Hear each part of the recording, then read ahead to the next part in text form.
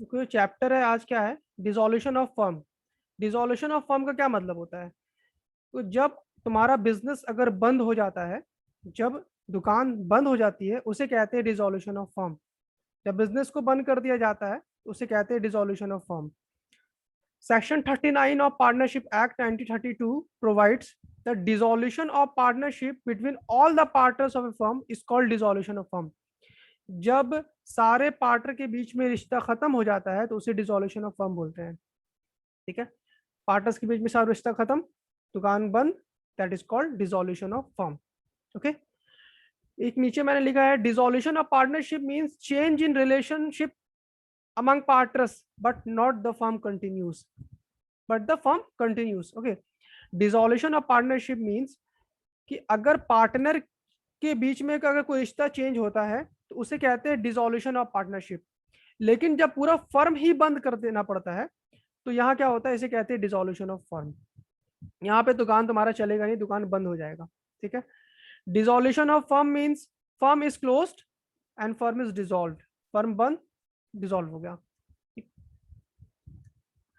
अब हम आगे बढ़ते हैं।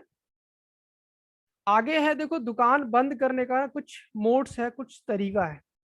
ओके, तो इसका क्या तरीका है, थोड़ा सा वीडियो मैं छोटा कर लेता हूँ अपना।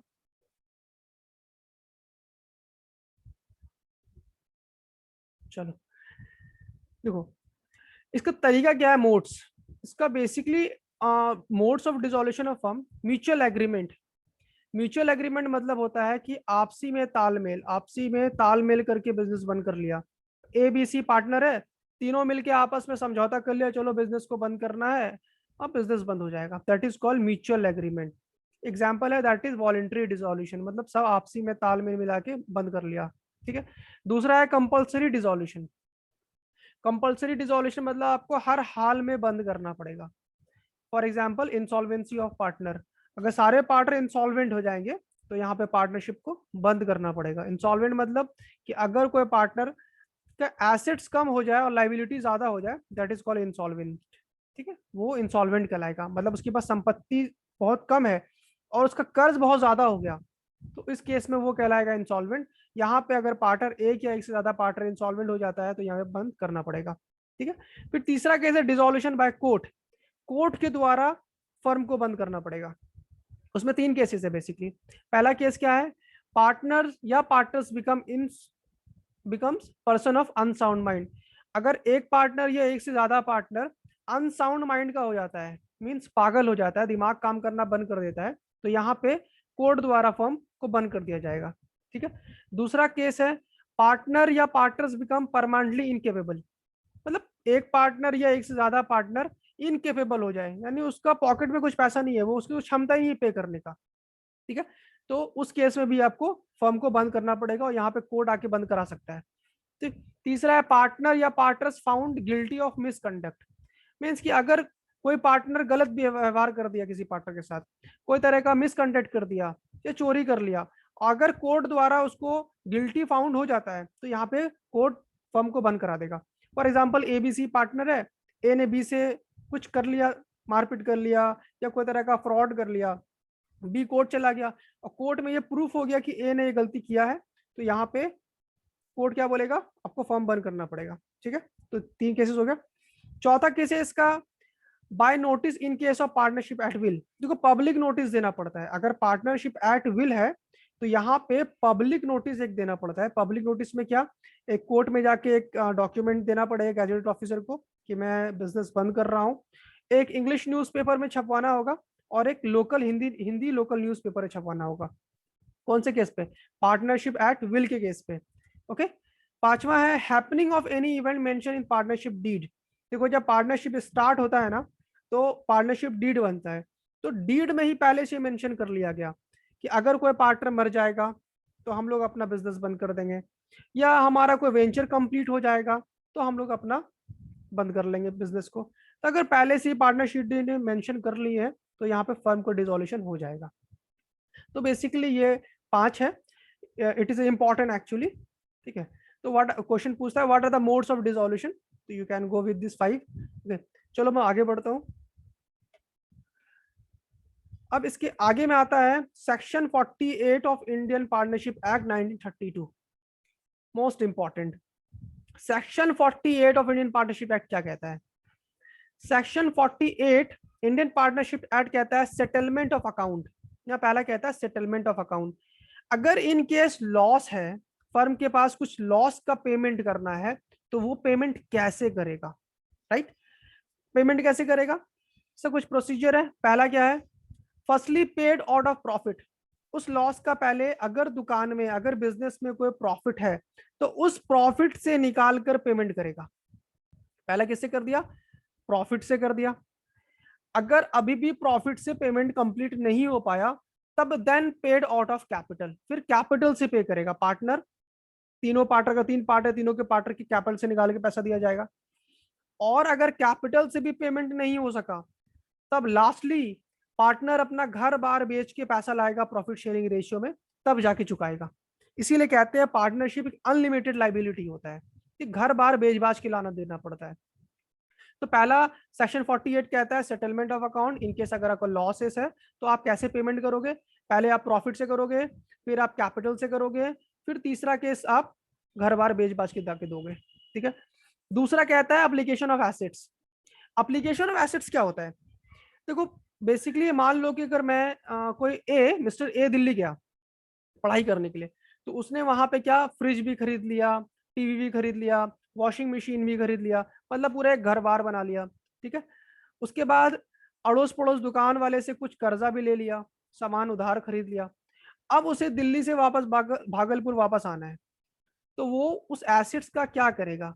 वो अपने टीवी का क्या करेगा, फ्रिज का क्या करेगा, वॉशिंग मशीन का क्या करेगा? वापस भागलपुर लेकर आएगा? नॉट पॉसिबल, क्योंकि ट्रांसपोर्टेशन चार्ज बहुत ज्यादा लग जाएगा। तो वो क्या करेगा? उस एसेट्स को वहीं पे बेच देगा।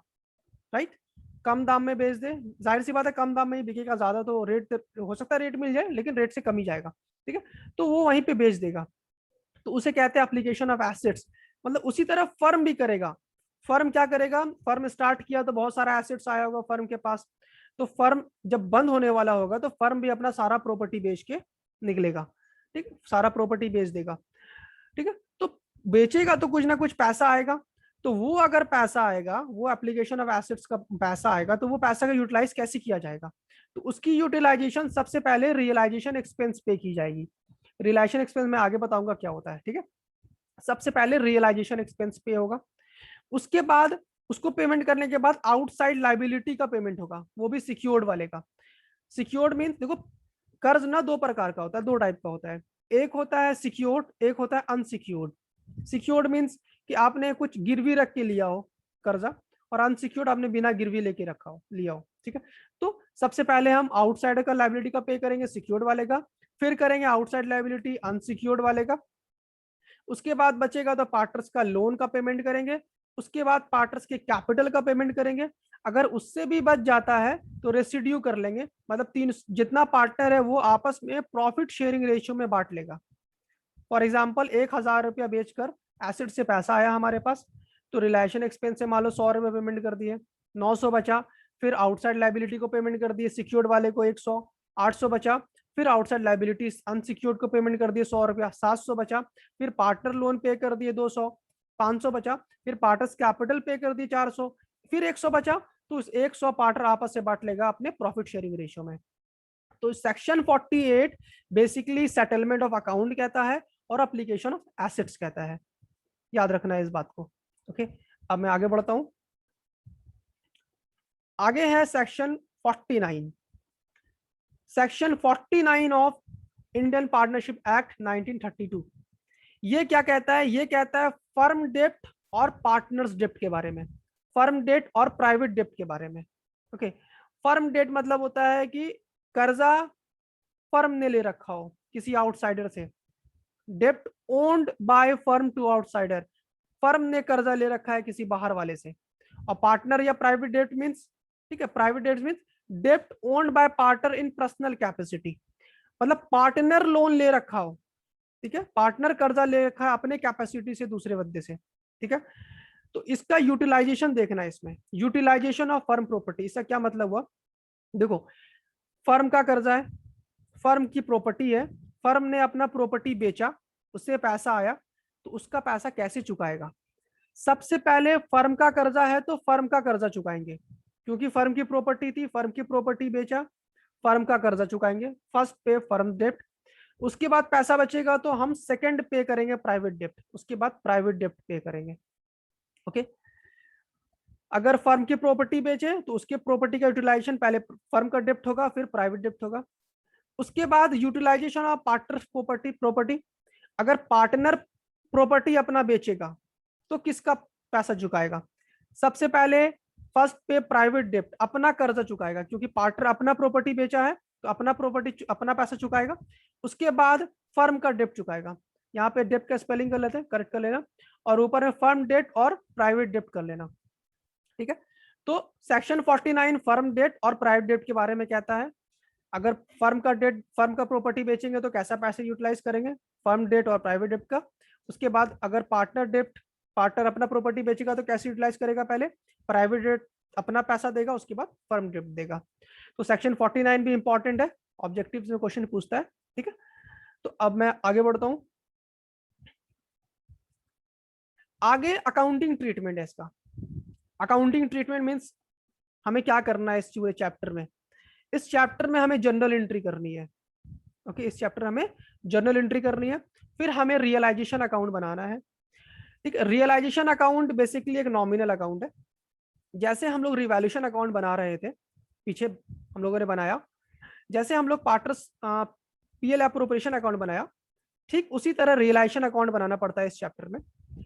रियलाइजेशन मतलब होता है वसूली, वसूली खाता है ये, कि जो भी प्रॉपर्टी है उसको बेचेंगे कहाँ? हम लोग रियलाइजेशन अकाउंट में बेचेंगे।